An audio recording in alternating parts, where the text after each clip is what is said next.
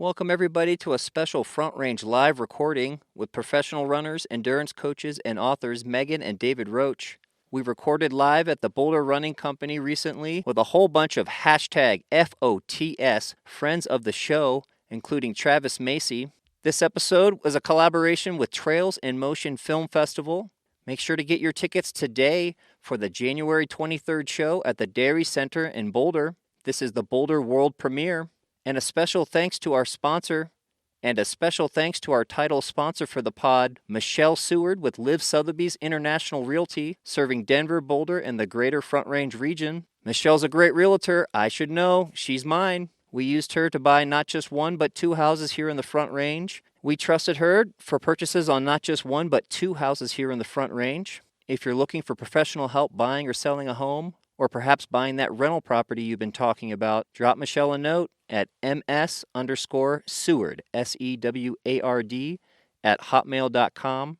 And a quick note to listeners who love their bobo bars like we do, get 30% off your order online when you use the promo code DISPATCH, all lowercase. Now on to the show.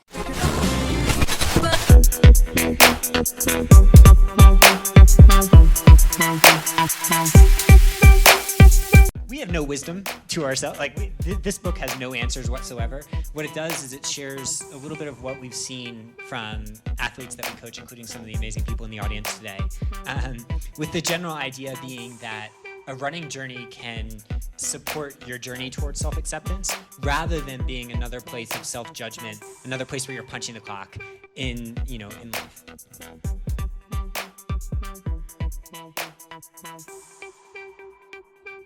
Welcome, everybody. So my name is Russ Rizzo. As I mentioned, I am one of the founders of Dispatch Radio. We are so excited to be here. Thank you so much to Logan with Boulder Running Company for hosting this event. Yay, Logan. You guys know Logan? He's a really awesome guy.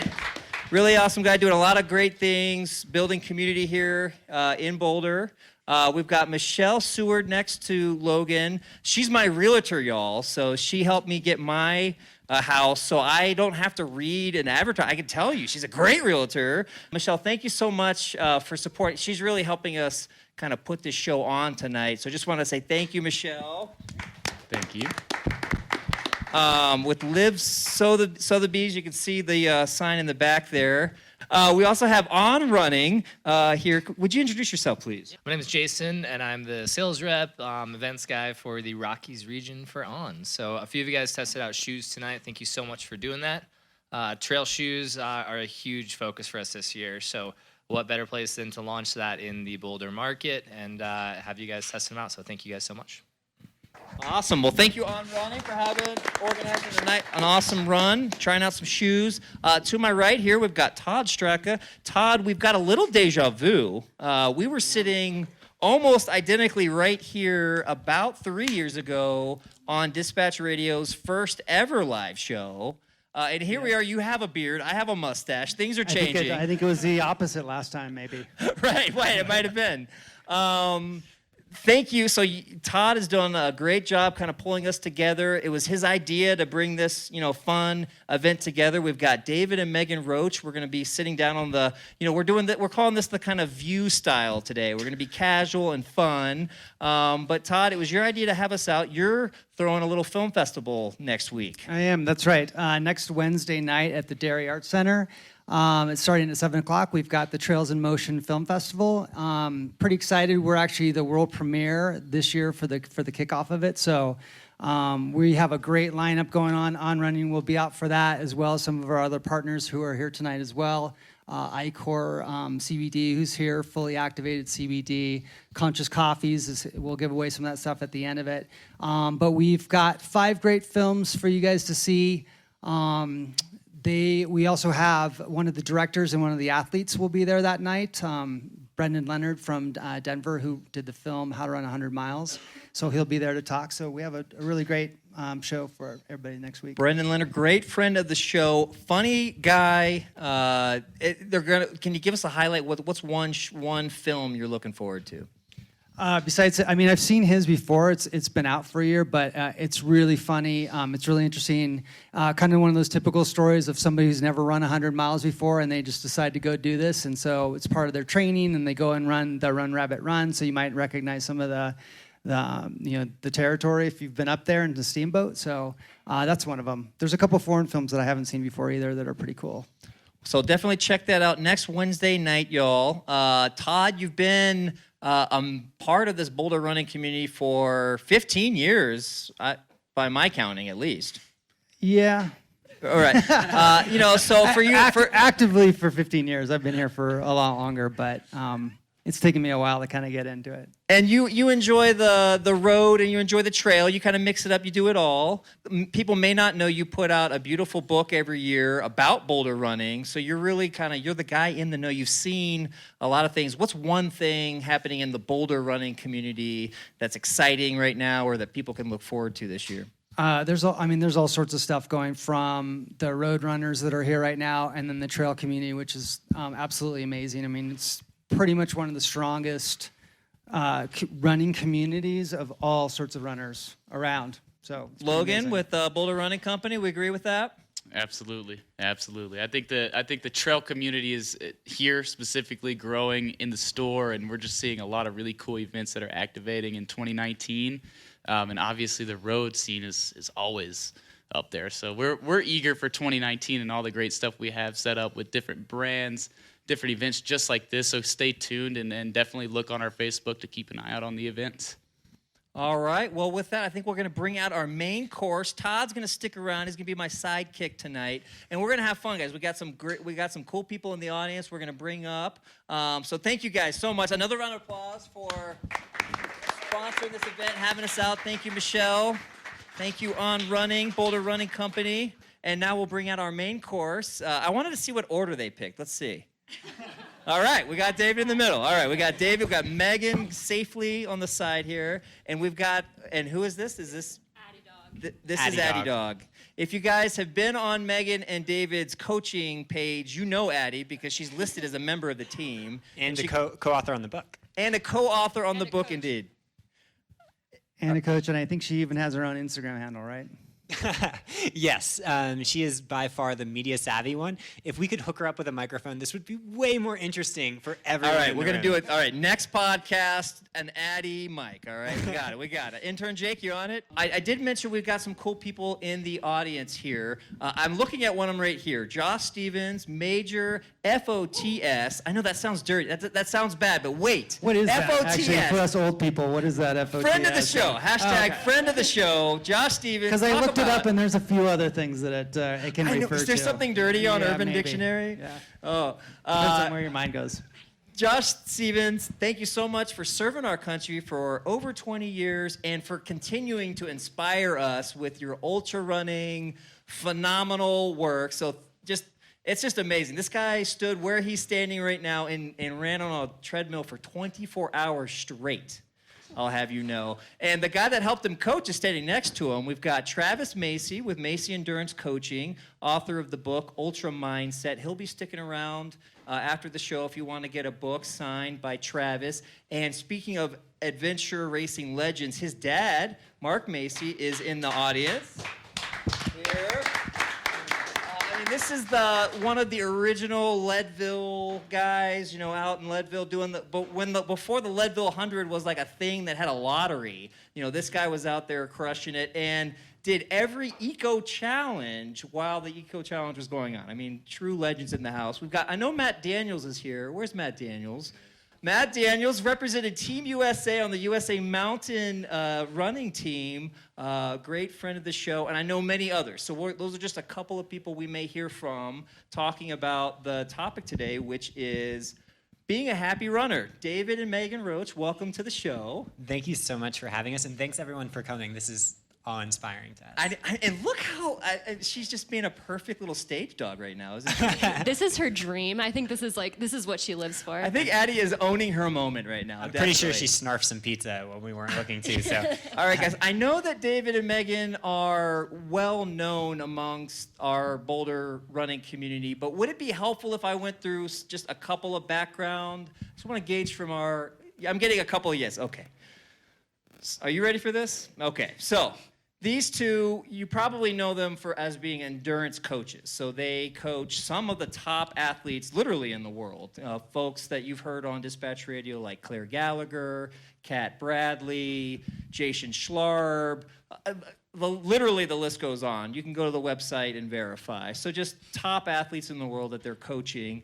They're both competitive runners in their own right. They've both represented the United States running. Is that correct? They've both been U.S. track and field runners of the year. I do need to note that Megan got the ultra distance and sub-ultra distance. David only got the sub-ultra distance. So She is the brains of the operation and the legs of the operation. the brains and the legs. He has a law degree from Duke University and practiced environmental law and still does a little bit of pro bono on the side. And Megan, just to one-up him again, has a medical degree from Stanford and in neurology. Is that right? Just a general medical degree. Yeah. Just a general. Background right. in she was neuroscience at Duke, so.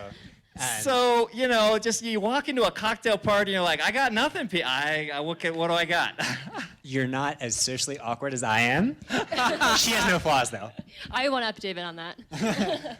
So, and now you're both authors of a book called The Happy Runner. I think the title kind of gives it away, a little bit of what this book might be about. But could you both take a little bit of a shot of why you decided to write a book and what the essence of it is? So when we started coaching, we thought it was going to be a lot of numbers for the most part. You're telling people what to do, like outlining their trajectories over time. And what we ended up seeing is that once you get behind the scenes, people are going through things that, define life, not just define a running life. So we set out to try to help runners. And what we found was that you can't do that without trying to, be there for people. So we have no wisdom to ourselves. This book has no answers whatsoever. What it does is it shares a little bit of what we've seen from athletes that we coach, including some of the amazing people in the audience today, with the general idea being that a running journey can support your journey towards self-acceptance rather than being another place of self-judgment, another place where you're punching the clock in life. In addition to that, too, we wanted to write a book that was fun.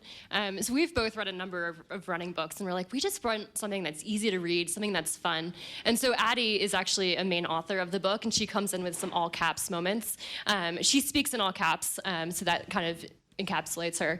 So the first part is kind of outlines like general life philosophy as it relates to running, with lots of good jokes in there. And then the second part is kind of like your quintessential training book, which we had to write the second part in order to get the first part passed. So that's kind of how that happened. So as a gift to you, the public, they tricked this publisher and they said, we're gonna write a serious training, the stuff that sells. And then you tricked and you put the interesting story at the beginning. Part of the interesting story I was fascinated to learn, David, is that you were a chunky kid that was not comfortable with his body. And I don't know if do we have brave enough men? I will raise my hand. Did anybody in this room have the uncomfortable position being a young boy at a swimming pool and not wanting to take that shirt off? I'll raise my hand. Anybody else? I know David. So a couple more. JJ, can you believe JJ? Look at that guy. Never. I don't believe it, JJ. Yeah, so I definitely did some of the world's saddest wet T-shirt contests, just solo. His mom actually sent me pictures of it, and it's pretty good. Yeah, Megan gets laughs, but part of her was like, I don't know if I should still procreate with this person, not because of my size, but because of my face. He didn't have really good facial muscle control for the first year of life, so there's some good David Roche pictures out there. I was a bigger kid, and running was never something that I was just going to do throughout. I went to college to play football. Not a very good football school, but still. And I remember I didn't get into running until summer when I was out in Colorado in college. And I remember coming into this store to get my first shoes and just being awe-inspired by everything that's here. So it's through the looking glass moment to actually be here. But yeah, so I think this also informs both of our approaches in the book, because running was never everything wasn't self-evident, whether it was with training or the mindset or any of these other things. Because Megan played field hockey at Duke, and I was playing other sports too. So we learned it in a way that I think was good for trying to help people that might not have those answers or might not come from track teams and that sort of thing. It was a lot of trial and error. It's probably what you're trying to say. A lot of error. Yeah. Todd, you mentioned iCore. And the iCore guys are here, so I'm holding hemp. So we're in Boulder. So it's natural that I'm holding some hemp product.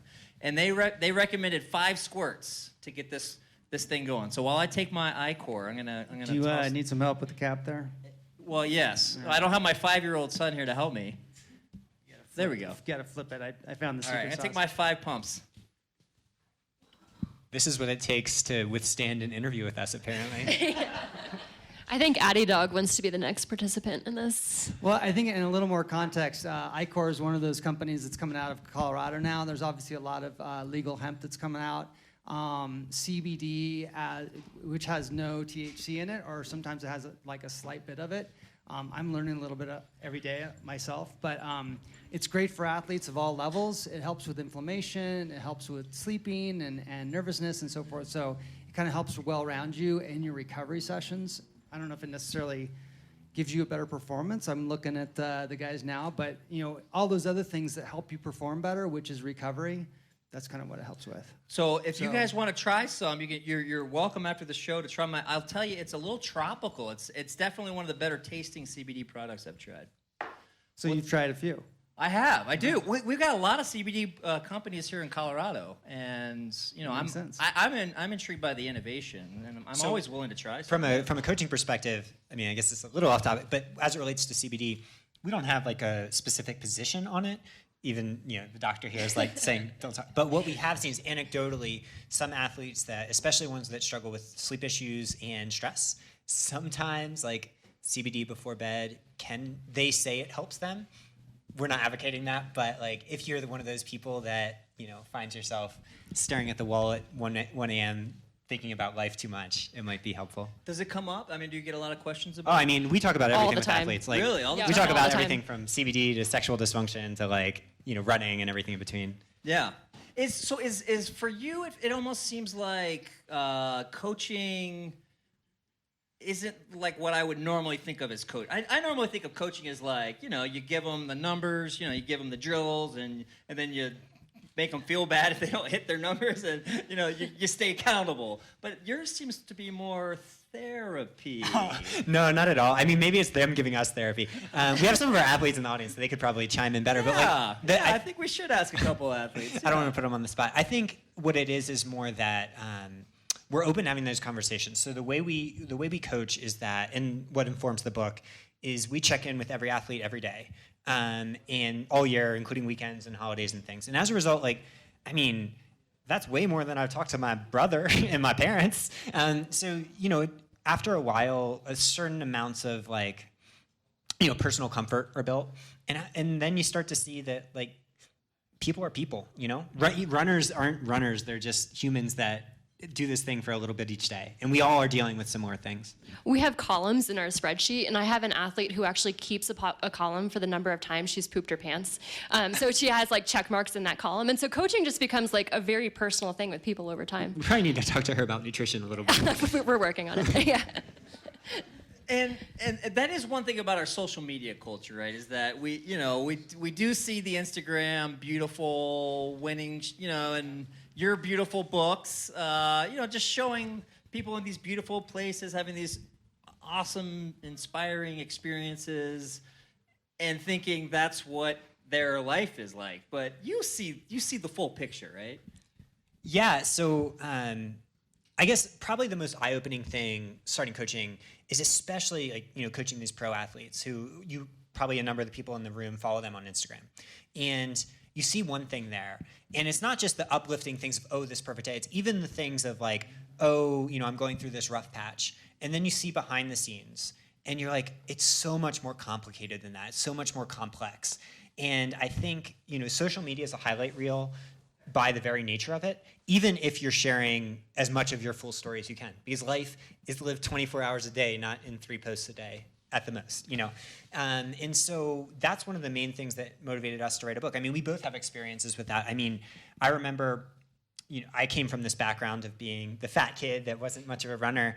And then there was a summer here in Boulder where, you know, I'd read everything there was to read about training. I kind of had an idea of what the next steps were. And I was like, okay, I'm going to do it. I'm going to do the Once a Runner Trial of Miles. I lived, and Megan spent a lot of time with me in a little, like 150 square foot place on Colorado It's very Avenue. generous. Yeah.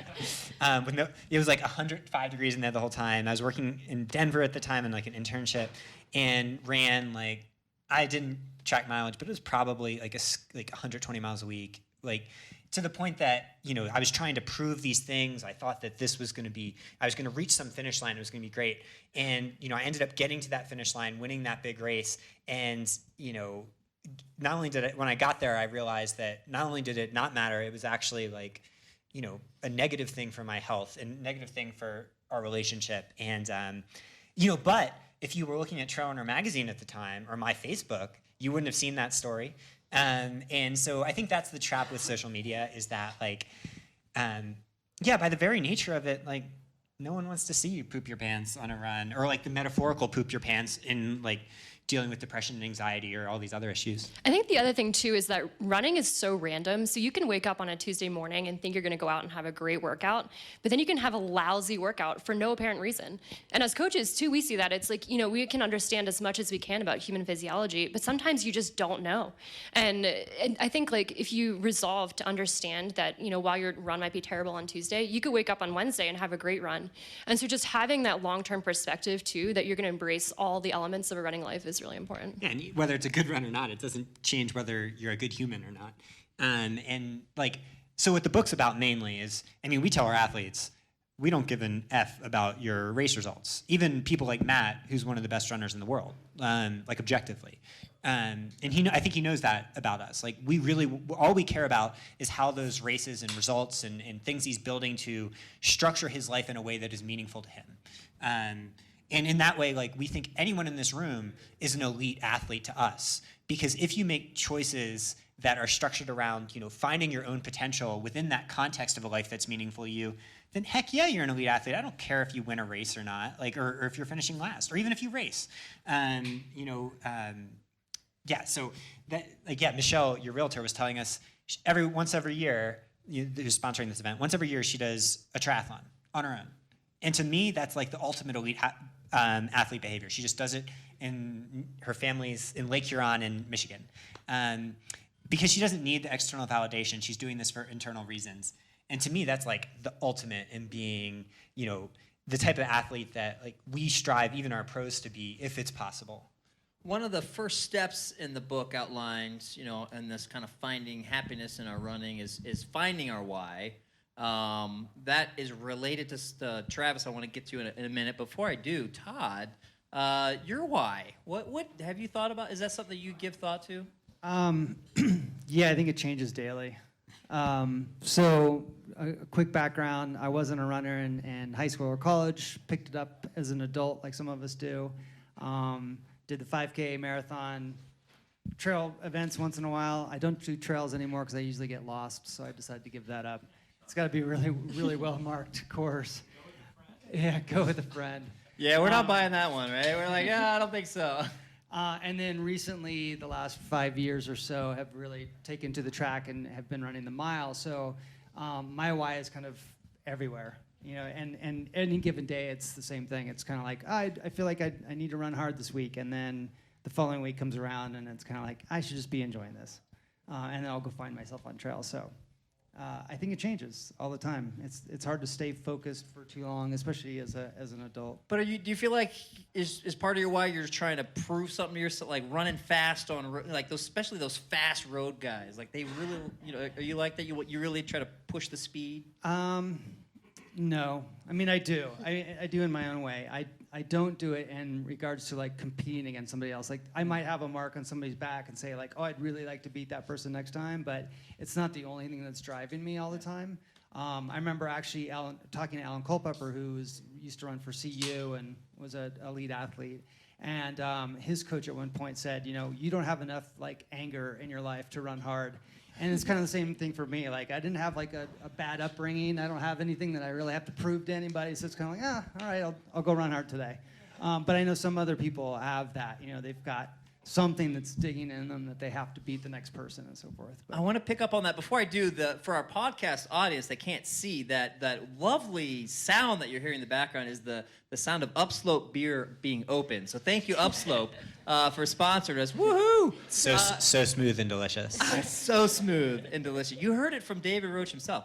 Do you have to have demons to be a really good runner? What is this thing about runners and demons and? Well, I mean, I think we all have demons. Some are, a little bit more evil than others. But if demons are what motivates you for anything in life, I always worry about the sustainability of that. It's kind of like Darth Vader. It's the dark side in Star Wars, right?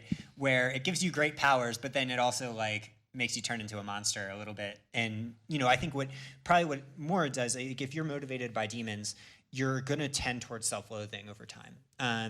That you can't slay those demons with running. You can't. You can do it through other things. Running can be a part in your 10 people just walked out of the store and said, I give up then. I can't slay these demons with running. But running can help. There's a good story on this. So back in 2012, and this is funny because I told this story on a podcast a few weeks ago and I told the wrong date.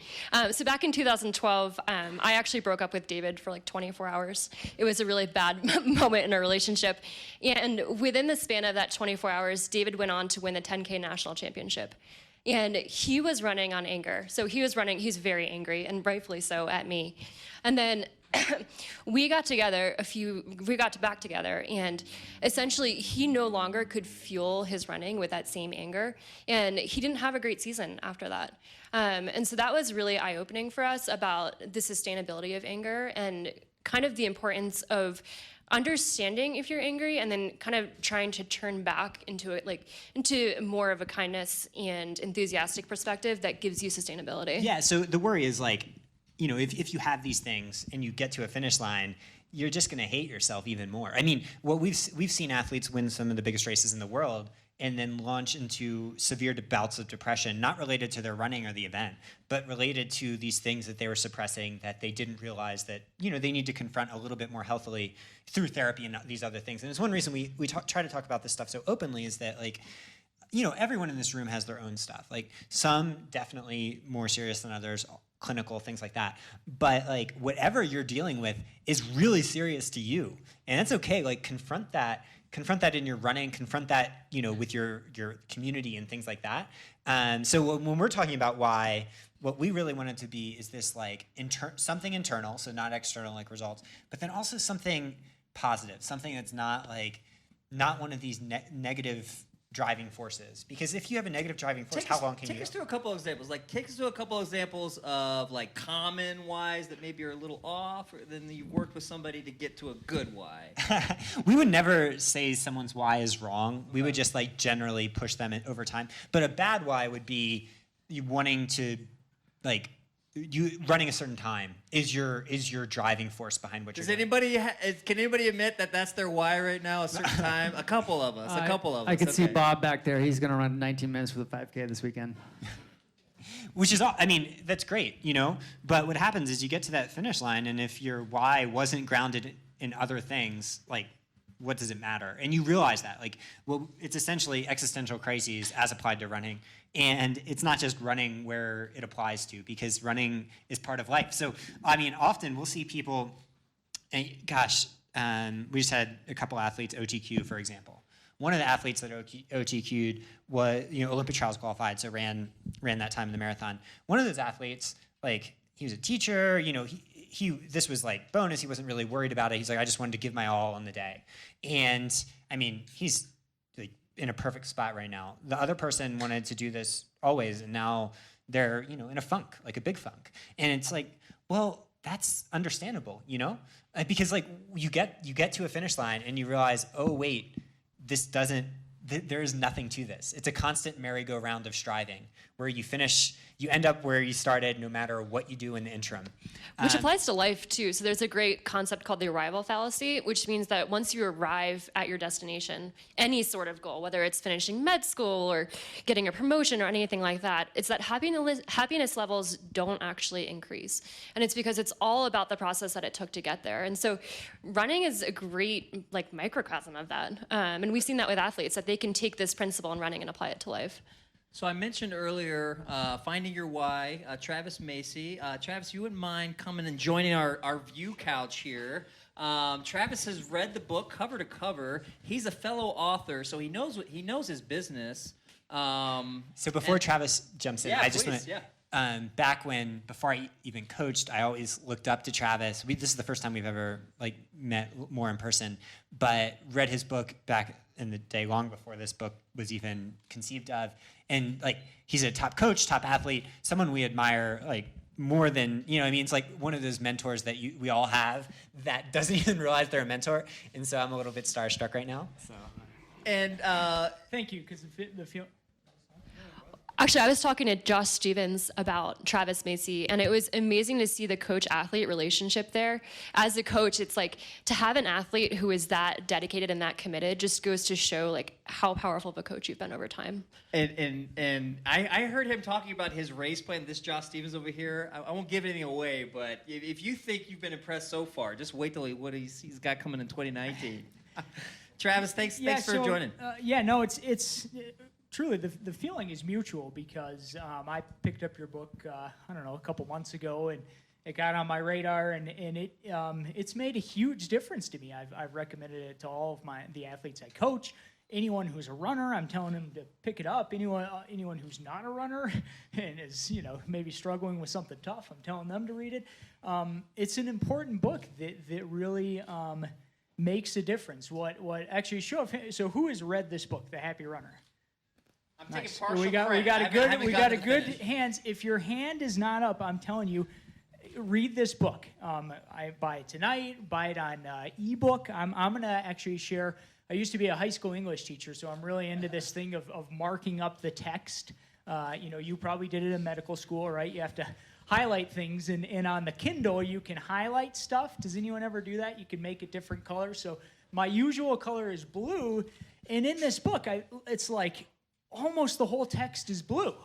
And I'm this is not doing any good. So, okay, I'll go to orange. So the things that are, orange are the ones that really stood out to me.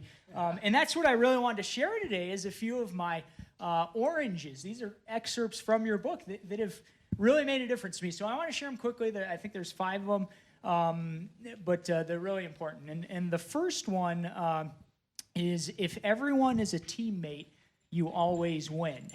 And I just, I feel like that's an idea that has come to be part of my outlook on life. But again, I don't know that I've ever articulated it. And I think, as looking at a lot of people up here who do entrepreneurial activities, the more I embrace that idea in business, but also in my athletics and just in helping people in general, it really makes a difference. I mean, what goes around comes around, and I think that in a business sense, that's so true, and it's also true at a race. I mean, if you're out there and you have the attitude that believe me, you're racing against people who are with you. But one of the things I love about sports like ultra running and adventure racing and these things that are really, really hard is everyone needs help, and everyone's going to need gear or electrolytes or something.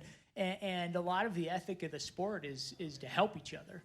And I think that's how life should be and how racing should be.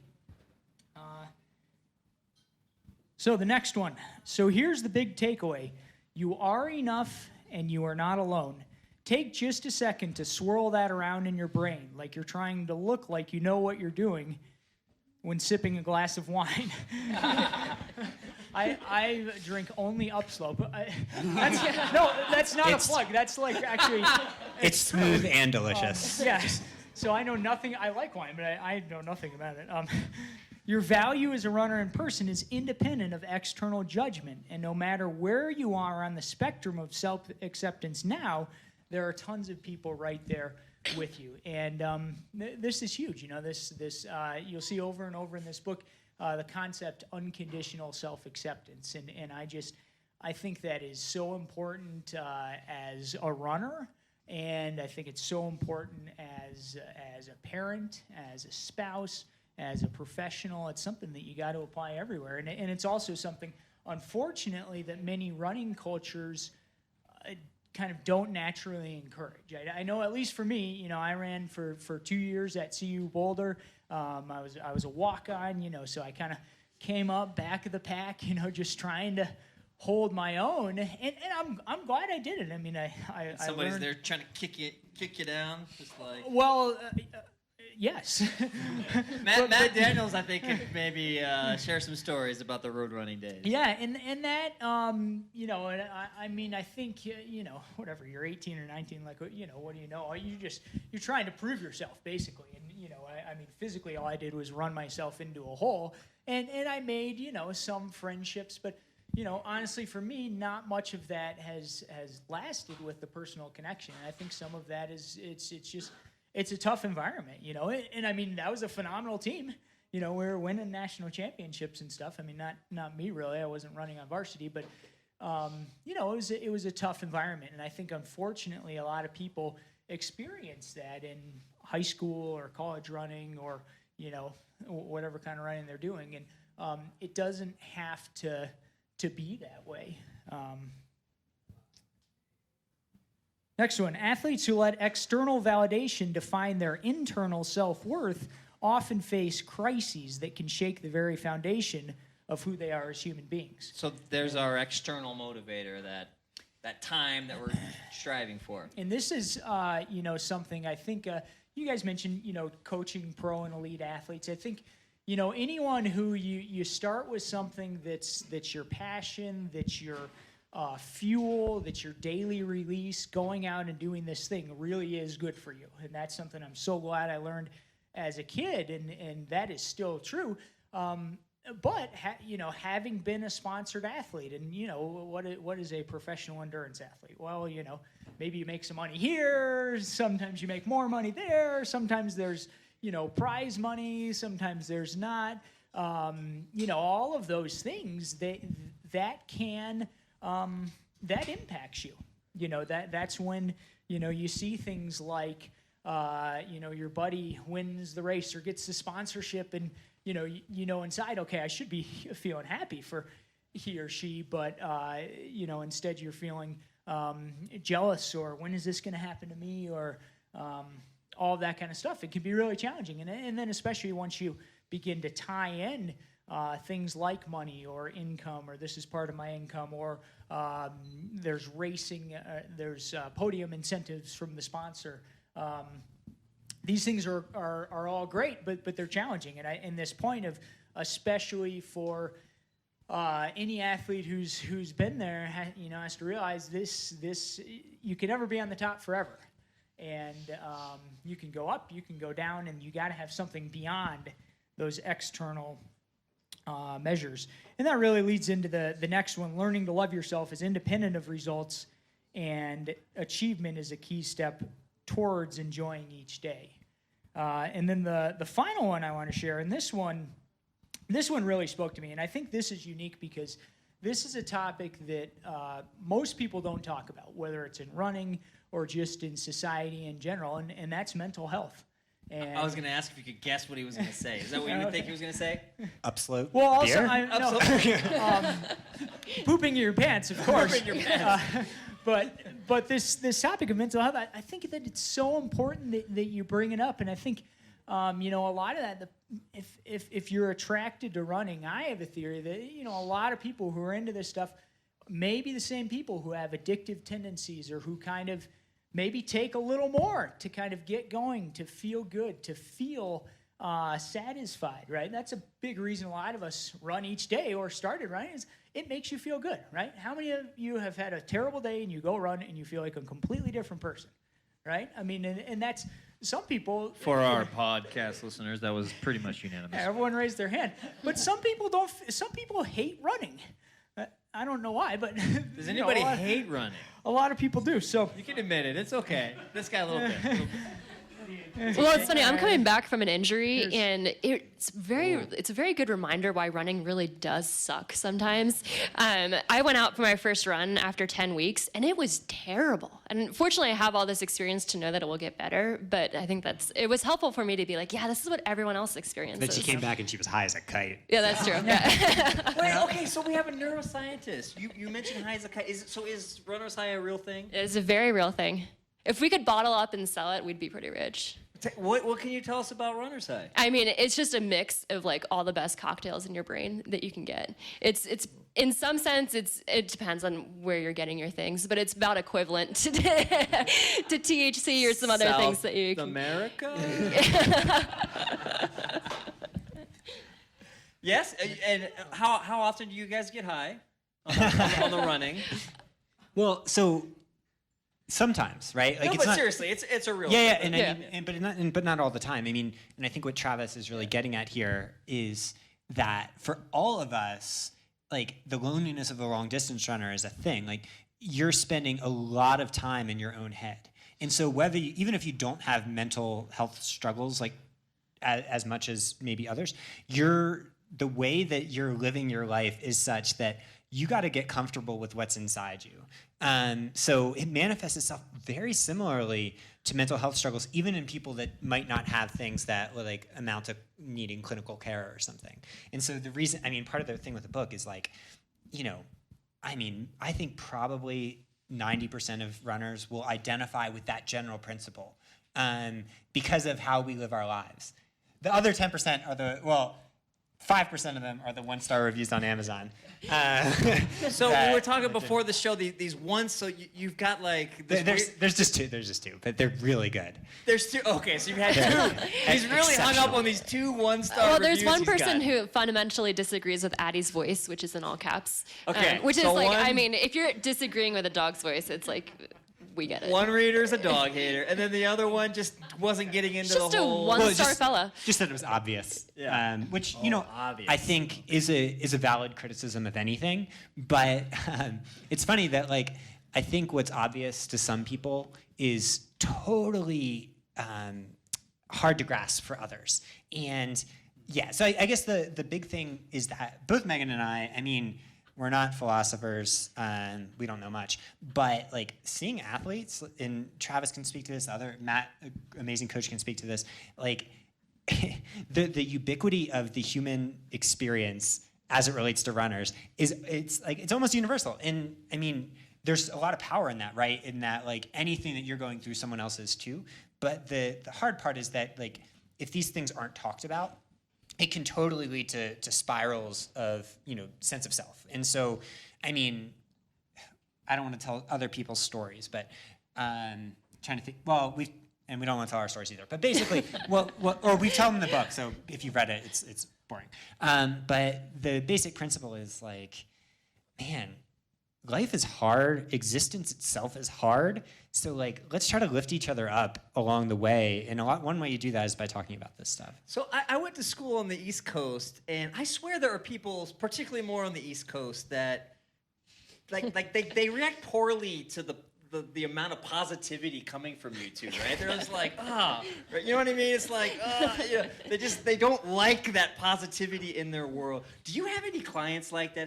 Does that ever? Oh, if they joined, they would have a total misconception of be a what good we. match. I think at this point We've gotten pretty good at filtering our clients. the athletes are good. Yeah. But no, I mean, we get people in life that do, for sure. I mean, so Right. one of the big tenets of the book is on, trying to live with as much kindness and enthusiasm as you can, given your brain chemistry.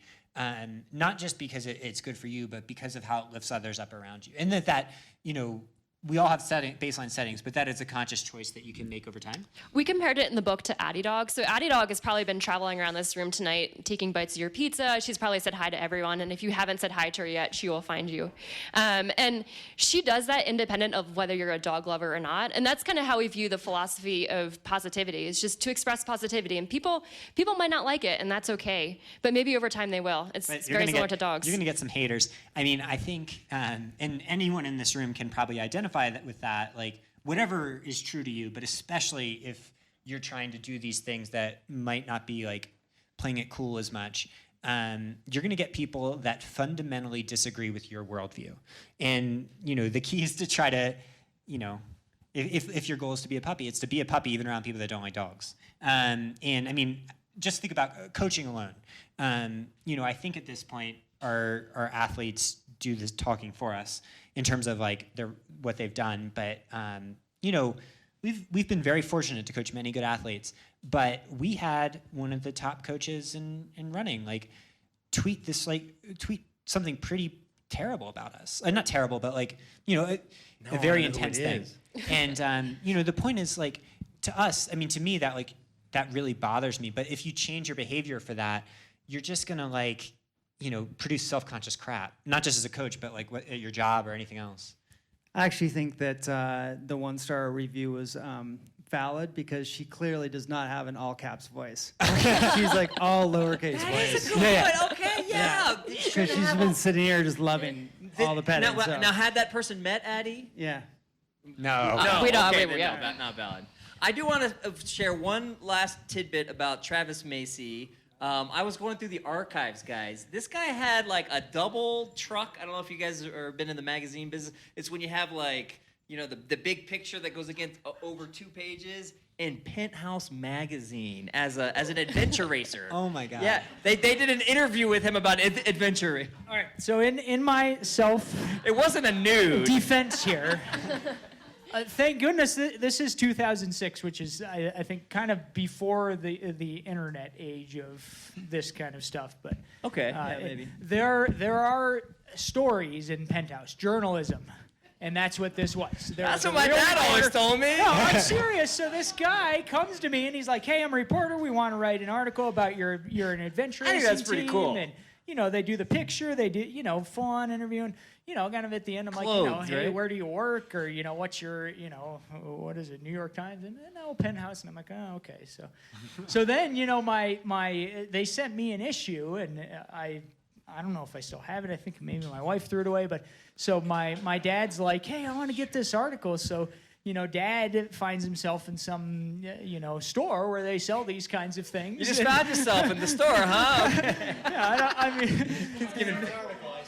yeah. So He's like, it was really hard to find, son. So two copies of this periodical have been sold, and We wanna get a little interaction, as I mentioned, with the audience. Matt Daniels, I know, is in here. JJ, if JJ could make his way up. We want some people to kind of join us on the couch. Martha and Andrew right there. Martha and Andrew. Let's get Martha coached. and Andrew up for sure. I'm so Martha, sorry, would you guys. mind?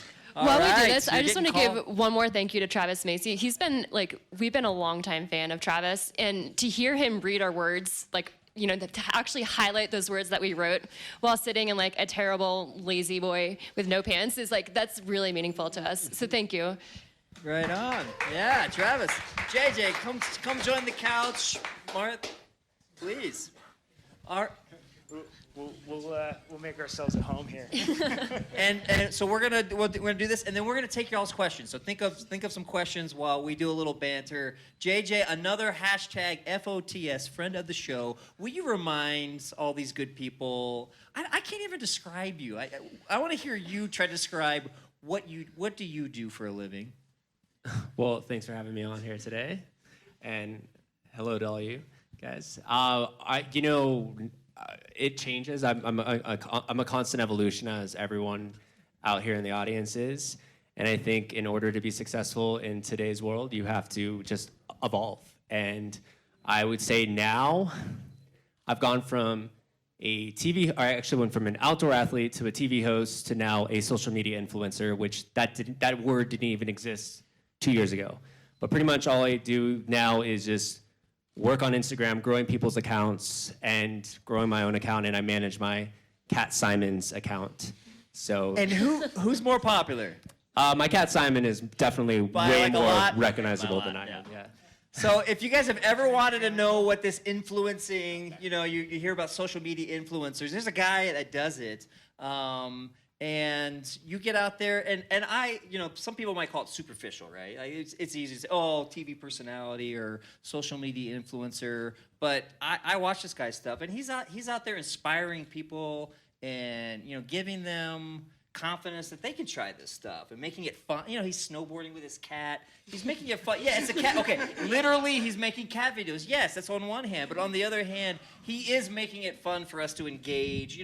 Us schlubs, sitting at the office, the 9 to 5. That's most of the world can at least engage with something fun and think, oh, maybe I'll plan a fun adventure. So that's at least my perspective on it. And I mean, we were talking about social media, like the negative things, but we also think that it's one of the best opportunities to uplift yourself possible. You just need to try to find a method to mix, like cats snowboarding. Cat snowboarding does it, but also in terms of community. I mean, if you're constrained to your local community in Boulder, that's great. In a lot of other places in the world, you just don't have your people. And so one of the things we do with our team is we try to create social media groups where it's just we harness that uplifting, positive spirit, like JJ does. I follow him on Instagram. So if you want a good chuckle, if you're having a bad day, go check out JJ's feed. It's amazing. But yeah, that sort of stuff is great. The problem becomes when people turn it in on themselves and start judging themselves from the same things that can be uplifting. So exactly. And who do we have on this end of the couch? So can I introduce him? Yeah, please. Yes. All right. So he knows too much. Andrew Siegman and Martha. How do you pronounce your last name? Sheila. Welcome to my world, David, right? Yeah. Welcome to my world. It's so funny because I've written it a million times. So they're Boulder athletes, total badasses, have progressed so much. They're racing a marathon this Sunday in Louisiana. So woohoo! And they've just generally, they're amazing humans that have taught me a lot about life and coaching and stuff along the way. So this is their nightmare to be up here. But thanks for coming, guys. Awesome. Thanks for having us. welcome to the show. We're talking, positive running, being happy runners. A, do you both consider yourselves happy runners? And then B, tell us a little bit behind the scenes working with. They would never call themselves elite endurance coaches, but we know that they coach all the best athletes. Tell us a little bit what that's like. So first, are you happy runners? And then second, what what's day it is like? it today? It's Wednesday. Wednesday's workout day, so not so happy on workout day. 95% happy. 95% happy runner. Yeah, okay. More often than not, I think. But if you realistically, nobody's happy all the time. And if you think you're going to be happy all the time, I really want to talk to your dealer. Yeah. So part of it's embracing the suck or however you word that. Yeah, just acknowledging that it's part of the process and it's fine. I don't know if Martha. Agreed. Yeah, I don't want to put words in her mouth, but I think as we both work with David. We both actually look at each other's training logs maybe more than we should, with consent. You gotta ask consent, people. Okay, it's 2019. You can't just be looking at someone's training log without consent. But I think we both see our own cycles, and ebbs and flows across things, and it's has an impact on the household for sure. But I think if you were to pretend that everything's all sunshine and roses all the time, you'd be missing out on a lot of life. So and so you're both competitive. You're both do you train for this? Do you do the same events, or do you purposely do different events? We're both a very different kind of different crazy. kinds of. So that's helpful. Yeah. That's good. Yeah. Usually. Logistically, probably a little complicated. Is this true that you get daily contact with? There's no way that he could possibly be calling all of his clients every day or making contact. Come on, I got to do a fact check on this. It's true. Yeah. Yep. What does it look like? Well, sometimes when I am actually logging my workout for the day, I see David's also in my spreadsheet. He's in there, looking at it as I'm shared. writing. It's very nerve-wracking when that happens, but it's true. I get that daily feedback, and it's sometimes the highlight of my day. Sometimes the highlight. So what's the interaction like? Explain it to us. Because a lot of us have never had a coach. A lot of us probably think that a coach is just for an elite athlete, and I know that's one thing. David, how honest do you want us to be? Yeah. How honest can they be, David? We're all friends here. We've had some upslopes, so. We're drinking upslope. Sometimes it's an all caps woohoo with a lot of exclamation points. Sometimes it's the Happy Runner book. Quite literally, one time it was an email with several advanced chapters of it while I was dealing with some different things. So it varies. And when you say dealing with different, what kinds of things would you be dealing with? This particularly was a motivation thing. I had set some really aggressive goals for the year and had achieved the first step of making those happen, and then realized that I had to follow through on the rest of it. So I also should have had a poop my pants column in my spreadsheet. But it was mostly about recentering your why.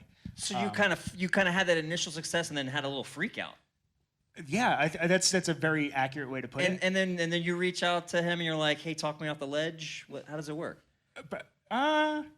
So, no, I mean, Andrew's, he doesn't need my help. I volunteered it. So, yeah, I mean, I think probably the way that most of them work is like blunt force enthusiasm mixed with a little bit of blunt force, like, support, even when they don't want it necessarily. So, I mean, while Martha says it's probably the highlight of her day sometimes, I'm sure sometimes it's the low light, or a way of like, if you didn't do the homework, you don't always want the teacher to check in, but I hope that they know that like, it's like unconditional support, like where when Andrew's and they're saying that they're happy most of the time, like, the goal isn't to be happy is a really complicated thing that's super individual. What the goal is to be okay with being unhappy too. And so I think that was probably about that, or it might just have been about like woohoo and burgers and things like that. And I'm gonna make my way into the audience for audience questions. Real quick, I want both of you to think about just something you've learned by interacting with these two. Like, what are you taking away? Like, if the relationship ended today, you would take away this from what you've worked with. And over here, what have you heard tonight that resonates with you? We've been talking about happy running, being joyful. We talk about mental health. What sticks out for you? I think the why is so important universally across any activity that you're doing. And my why has definitely been challenged throughout the years. I thought I knew why I became a climber originally. And you really realize, you really realize the authenticity of your why when you have no more motivation to continue your why. And that's what happened when I was training to do 8,000 meter peaks, and then I started doing ultra running, and I just have kind of changed with it, and I've just seen kind of my enthusiasm drop and go through cycles. And so having a really strong why is important, but also having what they were saying, like an authentic why, because if your why is based on exterior motives, it won't be sustainable in the long run. It can get you through those quick spurts that might last a couple years, but getting you through decades, as I'm learning, you have to have a really strong, authentic why that goes down to your spiritual core. And that's kind of what separates the really, really elite, whatever you're doing, between the rest of us. The people that would be doing it, if there were no race, they'd be doing it anyway. That's the essence. It's funny because I was formulating my response while you're talking, and the only thing that kept on coming into my mind was sometimes pushing the rock up the hill is enough, right? And if it's not, that doesn't really matter anyway. It's fine, But just enjoy pushing the rock, because that you get the time that you get, and do what you're gonna do. For me, I think running can be really individual, and in Boulder especially intimidating. So they've taught me the importance of community, like stuff like this. Right on. Well, also, they're both total like beasts, and they don't want to admit it, but I think my heart rate right now is higher than it was during my workout. Right. Yeah, see? So Look, much. we're ruining hosting their a taper. podcast is harder than ultra running, okay, people? I'm making my way into the audience here at Boulder Running Company. I'm looking at Josh Stevens, my My man Josh Stevens, we met him earlier. A little reminder: served our country for over 2 decades. Ultra runner. I've seen him run 24 hours on a treadmill. An amazing human being. And we did the Skyline Traverse together. Show of hands. Anybody done the Skyline Traverse here in Boulder? Skyline. Did I say it wrong? Sorry. Skyline Traverse. A lot of people, about half the room. So I'm not that special. Josh, welcome to the show. Thanks so much. On behalf of Boulder Running Company, I want to thank each and every one of you for coming out today. And I just want to thank Russ. The first podcast I ever did as a complete unknown, late 40s, recently professionally turned ultra runner was with Bob Africa, Peter Maximo at Kitchen Sesh. Thank you, David and Megan. Remarkable people. Give them a round of applause because what they've done is extraordinary. Again, what I will share with you from what little sliver I've learned in this in my spins around the sun is recognize the remarkable achievements of the people to your left and right. What I learned when I first came to this town was from a guy named Bob Africa, who shortly had the Leadman record before my coach took it from him. He's also the CEO of Pop Socket. And I met him at a Monte Coffee in North Boulder, and what he told me is, don't come to this town and spray, because to your left and right, there's a national champion, there's an Olympian. We got high school kids running 4-minute miles. None of us are special. I worked for 24 years in the most elite units in the United States Army. I've seen combat 8 times, and when I came to this town, I knew I was never going to leave because I admired each and every single person I trained with, I ran with, and I learned to love him like a brother. This man's book brought me across the country from Asheville, North Carolina. I read the Ultra Mindset. I was a 44-year-old who had just run his first 50K distance, and I said, this is what I want to do with my life. And I packed up, and I moved to Boulder, Colorado, and I've never looked back. We're all standing on the shoulders of giants, whether it's Mark Macy, who is one of the icons in adventure racing, or it's my former veteran and friend, Matty Daniels, who's run a 357 and is on the 50K USATF. None of us are special. We're all part of a community of extraordinary athletes. And to what David and Megan talked about before, if you build your identity along extrinsic values, comparing yourself, you will forever be chasing something that you can't find. Find the intrinsic motivation and the love for doing what we're doing, and you'll find something that will last a lifetime. And I want to thank each and every one of you for coming out. I want to thank my friend Chelsea and Mike, Hannah and Andres, and who will be running with me. He'll be suffering with me in our 81-mile race in the Badwater Salton Sea in April. But every one of you, thank you. You're all doing something important. None of us is more important than the person to our left or right. Thank you. All right, Josh Stevens. We have time for 2 questions. 2 questions, then we're going to do a raffle giveaway with Todd. So who? I got a long cord here. I'm looking over. Well, Here we go. Does the book come in audio version? Because I love to listen to books while I go running. That's probably a question you get a lot now, right? It is. It does not come in audiobook version. It's not something our publisher has done in the past. And We're working on it, though. It might be possible. I can tell you that if I narrated it, it would probably last a long run, and that's it. I talk very fast. Addie should narrate. Yeah, we're definitely. debating who's going to do Addie's voice, and so we're still accepting. Morgan Freeman as Addie Dog.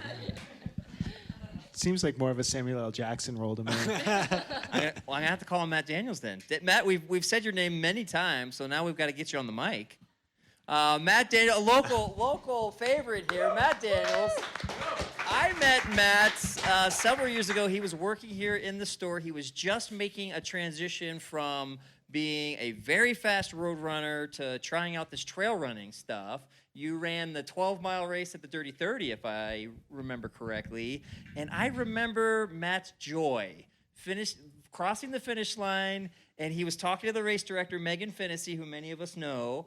And I remember he was like, I had so much fun. That was the most fun I've had in a race. It was amazing. I stopped and I dunked my head in the river. I was just having such a great time. And she was like, did you break the course record? You just broke my course record while stopping to dunk your head in the water. But I'm sorry, you should not have dunked your head in the water because that allowed David to take your course record last year. So, Matt Daniels, welcome to the show. Yeah, thank you. Thanks for having me on. It's kind of crazy we've come full circle because your podcast was the first podcast I was ever a part of and got to be on after the Dirty 30.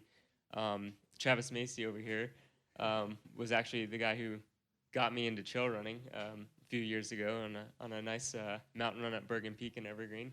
And then now David and Megan are great coaches of mine. So it's really cool to all be in the same room and get to share this experience. And you're the Kevin Bacon right now. I'm not very good with movie quotes. 6 degrees of Kevin Bacon. Well, there we go. So I don't know.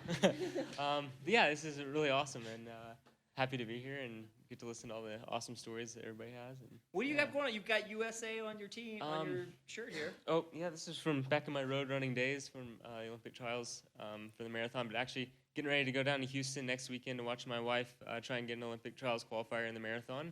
And then here coming up February 16th, going to be doing the Black Canyons 100K. So try and knock out a big ultra marathon. So yeah, right on. All right, Logan, I think only fitting that we close the show with our main host here, who's like so introverted, he doesn't like the public things. And I was like, don't worry, I won't make you speak. Logan, will you come out? I mean, it's got to be fun to see all the love and the fun stories. And Michelle Seward with Live Sotheby, thank you so much for having us out. What do you think? I think this is awesome. I mean, my question to you is, for someone who's getting into running and getting into ultra distances, what would you say is the number one most important thing? There you go. It's a hard question. Good one. One. I'll go from more of a technical standpoint. So I think a lot of people get into running and think that there has to be a lot of volume right away to be successful. And I would go with consistency over volume. So getting out there to run 4 to 5 days a week, even if it's just 15 or 20 minutes. 15 or 20 minutes is pretty short. Like that's the time it takes, I don't know, to boil pasta. I don't cook a lot, but. But you cook more now that you've been injured. Yes, Yeah. exactly. She cooks very mushy pasta. Yeah, 15 minutes is a long time. But anyways, it doesn't have to be long. And running doesn't have to be a complex thing. Just getting out there, getting your feet wet with trail running, literally, and just taking risks, seeing what happens. One non-technical one from you then. Yeah, so that's kind of my specialty. The doctor over here is like the one that actually knows things. Yeah, so I would just say, every single day is a new opportunity to try to be the person that you want to be. That you want to be around, the person that lifts everyone up around you. And so my challenge to everyone in the room, especially like people that are starting something new like running, is be that light. Be the person that laughs constantly at people's jokes. Be the person that smiles. Be the person that's over enthusiastic. As crazy as it is, that will, not only make, that'll make the people around you happy, but you're going to find that like over time, at first people will be a little weirded out, especially in like corporate settings. Eventually, everyone will be coming to you as the expert. And then eventually, like you're going to find yourself doing incredible things without that ever being the goal in the first place, with your goal only being helping others. So, it's cliche, but like the easiest way to start it is to try, like tomorrow, try to laugh as many times as you can. Like we all have excuses in life, so just try that to start, and then see where that takes you. Well, guys, thank you so much, Megan and David Roche, and everybody that supported tonight. We're gonna Todd's gonna lead us in a little raffle here. I just want to say thank you again to you guys for showing up and inspiring us every day and writing a great book. Thank you.